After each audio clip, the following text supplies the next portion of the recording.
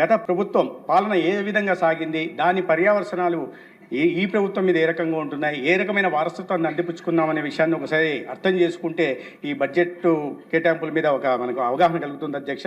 గతంలో అన్ని విభాగాలు, అన్ని మంత్రిత్వ శాఖలు నిర్వీర్యం చేసినట్టుగానే, అప్పులు పెట్టినట్టుగానే ఆరోగ్య శాఖ మీద కూడా దాదాపు 6,500 కోట్లు అప్పులు పెట్టడం, అది ఆరోగ్యశ్రీ ఎన్టీఆర్ వైద్య సేవ కింద 2,500 కోట్లు కానీ, లేదా వివిధ కళాశాల మెడికల్ కళాశాలల నిర్మాణానికైన ఖర్చులు 1000 కోట్లు కానీ, లేదా మందులకి కంపెనీలు కట్టాల్సిన 600 కోట్లు కానీ, ఈ రకంగా 6,500 కోట్లు ఇవ్వడం జరిగింది అధ్యక్ష.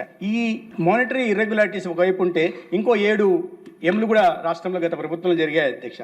అది ఒక miss governance, missing accountability, miss management of finances, missing out dead lines, missing out on central funds, missing out state shares and mistaken priorities అధ్యక్ష. ఈ 7 ఎంలు కలిసి మొత్తానికి గత 5 సంవత్సరాల పాలన ఎలా అయిపోయిందంటే మిస్డ్ ఆపర్చునిటీస్గా, రిజిమ్ని మిస్డ్ ఆపర్చునిటీస్గా చెప్పుకోవాలి అధ్యక్ష. గత ప్రభుత్వంలో ఎటువంటి అసమర్థ పాలన ఉన్నింది అధ్యక్ష. 2021-22 సంవత్సరంలో ఎన్హెచ్ఎం కింద 135 కోట్లు కేంద్రం నుంచి రావాల్సిన నిధుల్ని మనం రాబట్టుకోలేకపోయాం అధ్యక్ష.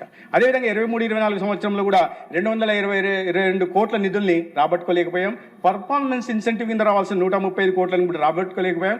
మరీ దారుణమైన పరిస్థితి అంటే ఏంటి అధ్యక్ష, ప్రధానమంత్రి ఆయుష్మాన్ భారత్ ఇన్ఫ్రాస్ట్రక్చర్ మిషన్ కింద 36 కోట్లు రాష్ట్ర ప్రభుత్వం నుంచి వాటా ఇవ్వకపోవడం వల్ల మళ్ళీ దాన్ని మురిగిపోయి నిధులు కేంద్ర ప్రభుత్వానికి వెనక్కి ఇవ్వాల్సి వచ్చింది. అది వడ్డీతో సహా కలిపి ఇవ్వాల్సి వచ్చిందంటే ఎటువంటి అసమర్థ పాలన, ఎంత ఇన్సెన్సిటివ్గా ప్రజల ఆరోగ్యం పట్ల గతంలో వివరించారనే విషయాన్ని మనం అర్థం చేసుకోవాలి అధ్యక్ష.